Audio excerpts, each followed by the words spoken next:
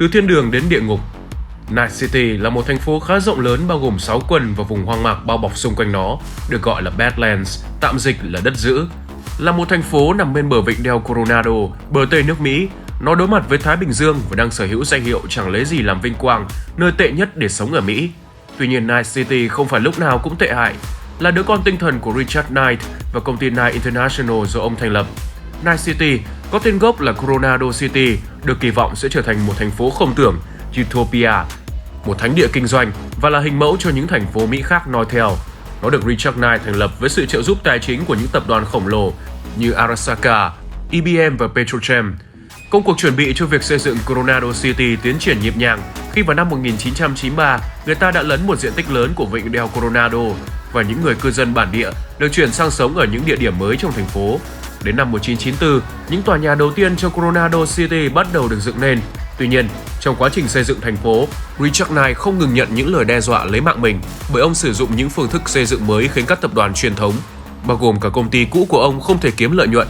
Bởi là một thương nhân hết sức thành công và kiêu ngạo, Richard phớt lờ những lời đe dọa đó cho đến khi chúng bắt đầu chuyển thành hành động phá hoại và phải nhờ đến các đối tác giúp đỡ ngăn chặn những hành vi này. Dù được sự giúp đỡ của các tập đoàn lớn như Arasaka, IBM và Petrochem, nhưng cuối cùng thì vận may của Richard cũng chấm dứt vào một ngày cuối tháng 9 năm 1998. Người ta tìm thấy xác của ông trong căn hộ của mình trên đỉnh tòa tháp Parkview với một viên đạn, và hung thủ không bao giờ được tìm thấy. Để tưởng nhớ ông, người ta đổi tên Coronado City thành Night City. Dù việc xây dựng thành phố vẫn tiếp diễn, việc mất đi người lèo lái dự án khiến cho Night City lâm vào hỗn loạn. Trong 7 năm sau đó, từ năm 1998 đến năm 2005, các thế lực lớn làm đủ mọi cách để chiếm lấy quyền thống trị nó. Các tập đoàn khống chế chính quyền địa phương, trong khi các băng đảng giành lấy quyền bảo kê các ngành dịch vụ của dân thường. Lực lượng cảnh sát thành phố hoàn toàn bị vô hiệu hóa và chỉ còn hoạt động trên danh nghĩa, và an ninh trong thành phố được bảo trì bởi các lực lượng quân sự tư nhân của các tập đoàn, nhưng chỉ dành cho những người sống ở tầng lớp trên. Sự thống trị của các băng đảng và các tập đoàn can thiệp. Đến năm 2005, các băng đảng tội phạm đã trở thành kẻ thực sự thống trị thành phố, trong khi các tập đoàn thành lập các thành lũy của riêng mình và hoàn toàn chẳng có hứng thú gì với việc vận hành thành phố. 4 năm sau đó là thời kỳ đen tối, khi số vụ phạm pháp, giết người tại Night City nhiều hơn bất kỳ một thành phố nào khác tại Mỹ. Lũ tội phạm có tổ chức thống trị bằng bàn tay sắt và giết bất kỳ ai dám ngăn cản mình. Những băng đảng khét tiếng như Blood Ragers và Slaughterhouse xuất hiện trong thời gian này và khiến cho Night City trở thành địa ngục trần gian. Trong hồ sơ của cảnh sát, có hàng ngàn vụ giết người không được phá án xảy ra trong khoảng thời gian 4 năm này. 2 năm kế tiếp trong lịch sử của Night City càng đẫm máu hơn nữa khi các băng đảng trực tiếp đọ súng tranh giành lãnh thổ, khiến các vụ giết người và hoạt động các băng đảng lên đến mức kỷ lục. Tuy nhiên, sự mất an ninh này hết sức bất lợi cho hoạt động kinh doanh của các tập đoàn và họ quyết định nhúng tay. Cuộc chiến băng đảng bị cắt ngang một cách bất ngờ khi tập đoàn Arasaka điều động lực lượng quân sự tư nhân của mình nghiền nát các băng đảng lớn nhất và hung hãn nhất vào năm 2011. Sau khi đã thể hiện sức mạnh của mình, các tập đoàn bắt đầu thành lập một chính quyền bù nhìn và dọn dẹp Night City, đặt ra những điều luật mới. Chúng phá hủy nhà của những cư dân không có tiền để cải thiện bộ mặt ngôi nhà của mình cho phù hợp với các quy định mới, khiến lượng người vô gia cư tăng vọt khi hàng ngàn người mất nhà ở. May mắn là họ không đến mức trở thành nạn nhân của lũ tội phạm khi các đơn vị quân sự của các tập đoàn canh gác các khu phố suốt đêm ngày. Tuy nhiên, 14 năm đầy bạo loạn đã khiến Night City nằm trên thùng thuốc nổ.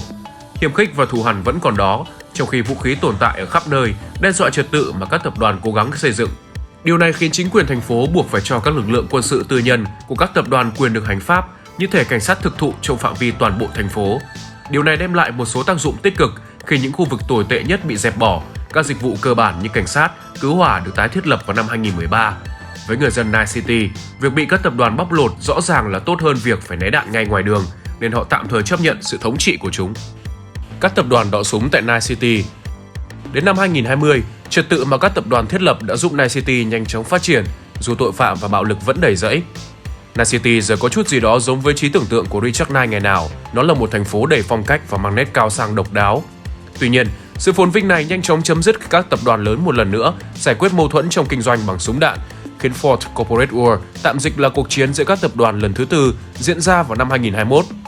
Nhiều thành phố trên thế giới đã bị cuốn vào bạo lực gồm Tokyo, Yokohama, Washington, Chicago và dĩ nhiên là cả Night City.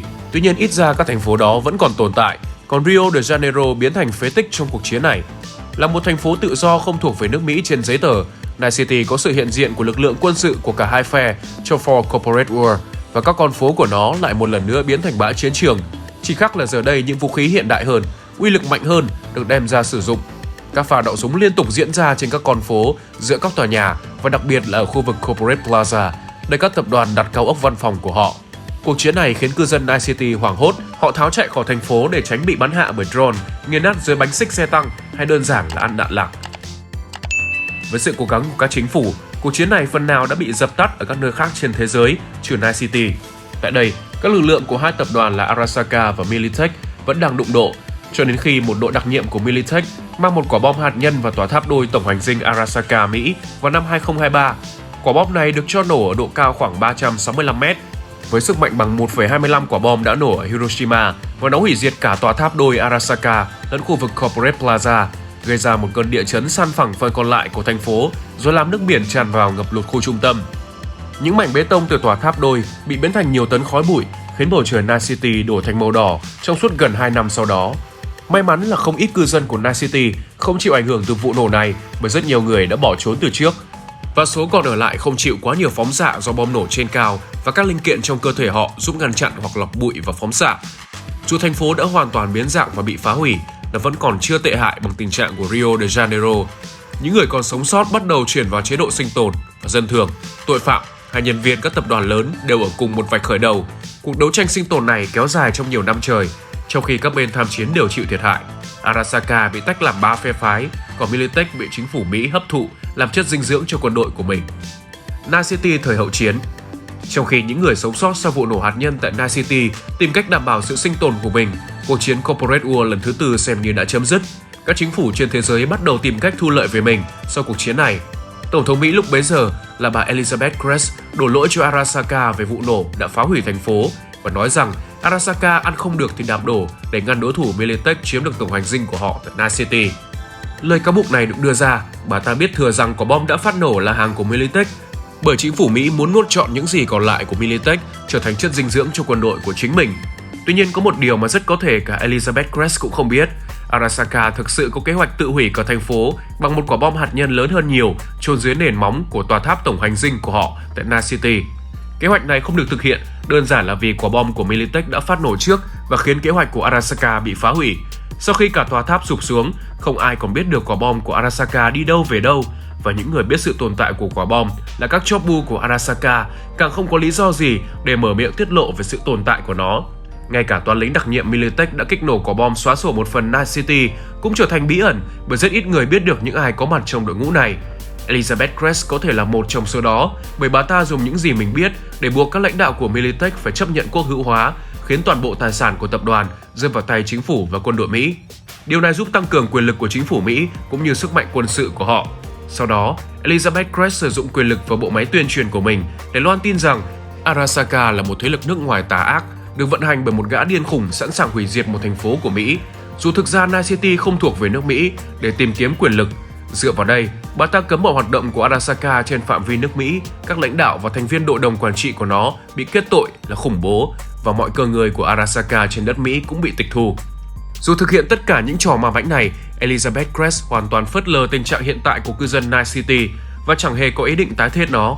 Bà ta gọi thành phố này là không thể phục hồi và đề nghị cư dân Night City chuyển sang sống ở những thành phố khác.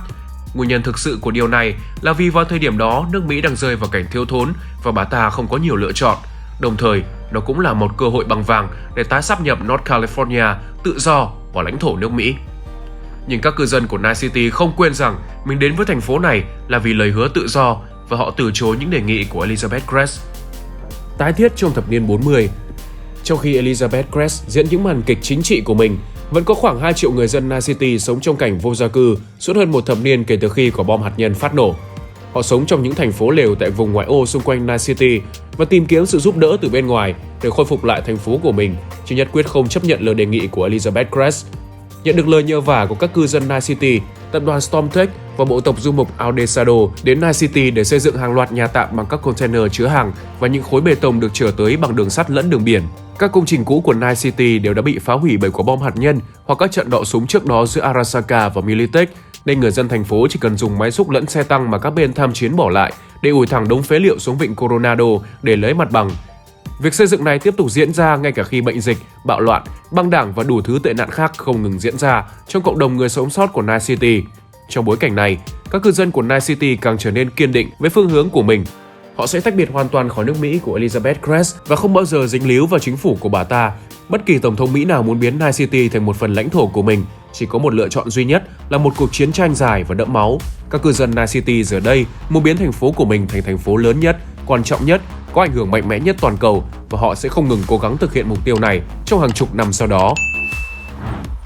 Biến cố thập niên 70. Sau gần 30 năm phát triển, đến năm 2069, vị tổng thống mới của Mỹ là bà Rosalynn Myers khởi động một chương trình mới để mang các bang tự do Free State ở miền Tây, trong đó có Night City, về lại với liên bang nhằm mục tiêu cường hóa đất nước. Đúng như dự đoán ban đầu, một cuộc chiến tranh lập tức nổ ra giữa đôi bên, nhưng Night City lại tránh được cuộc chiến này bằng một phép màu. Hay nói đúng hơn là nhờ vào sự nỗ lực của Lucius Ryan, một trong các thành viên hội đồng thành phố. Ông dùng sức ảnh hưởng của mình để liên hệ với Arasaka và tìm kiếm sự bảo vệ của họ, trong khi một sư đoàn lính Mỹ đang tiến về Night City. Chỉ vài ngày sau, một chiếc Super Carrier của Arasaka xuất hiện ngay trong vịnh Coronado và buộc quân đội Mỹ phải rút lui. Đến năm 2070, chính phủ Mỹ và các bang tự do đặt bút ký hiệp ước thống nhất với những điều khoản mà cả đôi bên đều không hài lòng, nhưng vẫn tốt hơn là việc tiếp tục chiến tranh và châm ngòi cho một thảm họa toàn cầu mới. Theo những điều luật mà hiệp ước này quy định, Night City tiếp tục là một thành phố độc lập, không thuộc quyền quản trị của bất kỳ phía nào ngoài chính phủ Night City. Tuy nhiên, họ phải chấp nhận sự hiện diện của các siêu tập đoàn và Arasaka được phép xây dựng một tổng hành dinh mới ở ngay vị trí tòa tháp đôi đã bị phá hủy gần 50 năm trước đó. Arasaka cũng nhận lấy vai trò là sức mạnh quân sự của Night City và các binh sĩ của tập đoàn này không ngừng tuần tra biên giới của thành phố với nước Mỹ. Một lần nữa, Night City trở lại phồn vinh, nhưng không phải ai cũng chấp nhận sự phồn vinh này. Đặc biệt là những người vẫn còn nhớ về cuộc chiến tranh đã xảy ra nửa thế kỷ trước. Với 5 siêu tập đoàn hiện diện tại đây là Arasaka, Militech, Orbital Air, Petrochem và IBM, sóng ngầm một lần nữa khởi động bên dưới bề mặt chẳng mấy yên bình của Night City. Trung tâm thành phố. Trung tâm thành phố City Center là giao điểm của những tuyến đường lớn nhất trong thành phố. Cũng như các thành phố hiện đại, nó được thắp sáng bởi vô vàn ánh đèn neon và là nơi mà giới thượng lưu tìm đến để ăn chơi và thưởng thức các dịch vụ cao sang. Do được xây dựng lại sau cuộc chiến các tập đoàn lần thứ tư, nó có đầy dậy những tòa nhà văn phòng, cao ốc chọc trời mà bạn có thể nhìn thấy nó từ bất kỳ đâu trong thành phố này. Nơi đây cũng tập trung những chỗ ăn chơi như quán bar hay thoát y vũ và vì thế mà luôn luôn nhộn nhịp cả ngày lẫn đêm. Hai địa điểm nổi tiếng nhất tại đây là Corporate Plaza và Downtown. Downtown là khu vực dân sự với đủ thứ nhà chung cư, khách sạn, quán bar, văn phòng và là sân chơi của các đại gia. Tuy nhiên bên dưới ánh đèn neon, sóng ngầm luôn luôn cuồn cuộn bởi các thế lực ngầm và các băng đảng tội phạm luôn tìm cách chiếm lấy quyền kiểm soát khu vực này. Corporate Plaza là một quảng trường lớn tập trung các tòa nhà tổng hành dinh của các siêu tập đoàn hùng mạnh, trong đó có cả Militech và Arasaka. Hai cựu thù đã từng thanh toán nhau bằng vũ khí hạt nhân hơn 50 năm trước đó. Nơi đây được bảo vệ nghiêm ngặt bởi lực lượng cảnh sát thành phố, Night City Police Department, NCPD và nhân viên an ninh của các tập đoàn, đồng thời có rất nhiều chốt kiểm soát được dựng lên để bảo vệ các tòa nhà và nhân viên của họ. Quận Watson. Đây là nơi có rất nhiều người Nhật sinh sống bởi ban đầu, họ đã đổ rất nhiều tiền vào việc xây dựng cơ sở hạ tầng cho nó. Tuy nhiên khi Arasaka quay trở lại Night City, chúng đã quét sạch mọi đối thủ bao gồm các tập đoàn Nhật Bản khác và khiến Watson trở thành một khu vực đầy tệ nạn khác hẳn với thở hoàng kim ban đầu. Một trong các địa danh nổi tiếng tại đây là khu Watson Waterfront, bờ biển cũng bị Arasaka chiếm lấy và xây dựng một tòa nhà khổng lồ tại đó, rồi đổi tên nó thành Arasaka Waterfront. Quận Watson cũng là nơi cư dân Trung Quốc nhập cư tìm đến để xây dựng Little China của riêng mình. Khu vực này không nằm dưới sự kiểm soát của bất kỳ băng đảng nào, nhưng thành viên bang Tiger Claws thường xuyên tìm đến đây để giải trí và mua vui. Về phía bắc của Little China là khu công nghiệp phương Bắc Northside Industrial District, nhưng nó đã bị bỏ hoang vì người Nhật rút vốn cũng như một trận động đất, và giờ là nơi bang Maelstrom tụ tập và tàng trữ hàng trộm cắp của mình. Quận Westbrook. Dù mang tên là Tây, Westbrook lại là quận phía đông của thành phố và là nơi sinh sống của những kẻ có tiền, đặc biệt với vùng đồi Charter Hill, tập trung toàn biệt thự của người giàu. Trong đó có rất nhiều người là nhân viên của các tập đoàn làm việc tại khu vực Corporate Plaza. Trước và sau vụ nổ hạt nhân năm 2023, Westbrook thực ra là một khu tị nạn và phải chờ đến khi các tập đoàn Nhật xuất hiện tại Night City, nó mới được tái thiết và xây dựng đẹp đẽ hơn. Về phía bắc của Charter Hill là North Oak, nơi dành cho các đại gia thực sự. Những nhân vật quyền thế và có sự ảnh hưởng nhất của Night City đều có biệt thự riêng tại đây và không có một băng đảng nào dám vươn bàn tay của chúng vào khu vực này bởi e ngại quyền lực lẫn vũ lực mà các cư dân North Oak sở hữu. Quận Haywood. Nằm về phía nam khu trung tâm và chỉ cách Corporate Plaza một con đường, Haywood là nơi các băng đảng Mỹ Latin tụ tập. Tình trạng của các khu nhà phía bắc Haywood khá hơn đôi chút do nằm sát khu vực trung tâm, nhưng càng về phía nam thì an ninh và điều kiện sống càng tệ hại. Càng rời xa khu vực phía bắc của Haywood, các con phố sẽ càng trở nên nguy hiểm hơn và người dân sẽ càng nghèo khổ hơn. Đặc biệt, Khu vực Vista del Rey ở phía đông Haywood là nơi cư ngụ của những người nghèo khổ nhất thành phố. Kẻ thống trị khu vực này là bang Valentino và đây cũng là một trong những băng đảng mạnh mẽ nhất tại Night City. Dù là tội phạm, chúng lại rất xem trọng danh dự, công bằng và tình chiến hữu. Đối thủ của chúng là Sixth Street, một băng đảng được thành lập bởi những người Mỹ yêu nước, muốn bảo vệ an ninh cho người dân sau vụ nổ hạt nhân 2023, nhưng dần dần tha hóa và giờ đây chỉ còn là một băng đảng thu tiền bảo kê, cướp bóc, bắt cóc, buôn lậu và những hoạt động phi pháp khác. Quận Pacifica. Đây là quận xa nhất về phía nam của Night City và nhờ có vị trí địa lý sát bờ biển nên từng là trung tâm du lịch của thành phố. Sau khi hiệp ước thống nhất được ký kết, chính quyền Night City muốn tái thiết khu vực này để có nguồn thu du lịch từ những cư dân nơi đây đã xây dựng nhiều khu nhà ổ chuột Fefla và thành công ngăn cản lực lượng cảnh sát của thành phố, khiến hoạt động tái thiết bị chững lại. Sau 7 năm phát triển, Pacifica nay là một ổ tệ nạn và nơi chứa chấp tội phạm. Các hoạt động mờ ám tại Pacifica nằm dưới quyền kiểm soát của các băng đảng có tên rất quen thuộc với game thủ GTA là Voodoo Boys và Haitian Netrunners. Các lực lượng chính quy như NCPD hay binh lính của các tập đoàn hoàn toàn bỏ rơi Pacifica và Voodoo Boys gần như toàn quyền kiểm soát khu vực này. Ở phía nam của Pacifica, bạn có thể tìm thấy một cánh đồng nhà kính khổng lồ trồng nguyên liệu để tập đoàn Biotechnica sản xuất các loại protein tổng hợp của mình. Dù không đạt đến tầm vóc như Arasaka hay Militech, Biotechnica có rất nhiều loại sản phẩm sinh học khác nhau, từ kem chống nắng đến thực phẩm bổ sung, từ thuốc lá đến phổi nhân tạo. Quận Santo Domingo vốn là nơi mà những người còn sống sót sau vụ nổ hạt nhân năm 2023 tụ tập để sinh tồn. Santo Domingo nay là một khu công nghiệp và là nguồn năng lượng của thành phố, như một cánh đồng điện mặt trời khổng lồ về phía nam. Tuy nhiên, các hoạt động sản xuất tại đây khiến Santo Domingo trở thành một khu vực hết sức độc hại và đầy ô nhiễm, tạo ra một đời sống đầy áp lực, khiến những người sinh sống trong khu vực trở nên kém thân thiện với người ngoài. Ngoài những công trình đang xây dựng bị bỏ hoang giữa chừng, những địa điểm đáng chú ý mà bạn có thể tìm thấy tại Santo Domingo là những nhà máy robot, một trung tâm phân phối hàng hóa và một bãi rác khổng lồ. Một đập nước lớn do tập đoàn Petrochem xây dựng cũng xuất hiện tại đây và được canh giữ chặt chẽ bởi các binh sĩ của họ, trong khi các khu vực khác nằm dưới quyền kiểm soát của bang Sixth Street. Badlands. Vùng bình nguyên rộng lớn và hoang vu bao quanh Night City được gọi chung là Badlands. Nơi đây có rất nhiều cơ hội chờ đón các nhà thám hiểm và cũng có vô số hiểm nguy chờ đón những kẻ liều lĩnh. Dân số của vùng Badlands không cố định bởi nó có rất nhiều bộ tộc du mục nomads nay đây mai đó, và một băng đảng gọi là Grace thường xuyên cướp bóc các đoàn xe vận tải của các tập đoàn, nhưng cũng sẵn sàng bắn hạ những người không may đi vào tầm mắt của chúng. Không có nhiều địa điểm đáng chú ý trong khu vực này, ngoài những mỏ dầu bỏ hoang và các bãi rác lớn. Cũng như người dân Badlands, thiên nhiên nơi đây không hề hữu hảo với người thường khi các cơn mưa chứa đầy axit khiến đất đai trở nên khô cằn và không có sự sống. Dù vậy, Badlands vẫn luôn nhắc nhở người dân trong thành phố nhớ đến sự tồn tại của mình bằng mùi tanh hôi mà những cơn gió thổi qua nó mang theo vào Night City.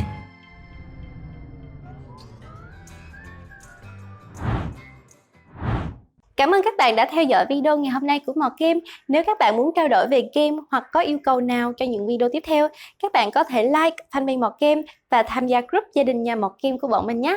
Ngoài ra, đừng quên Mọt Game sẽ luôn có video mỗi tối vào lúc 7:30. Các bạn nhớ đón xem video nhé.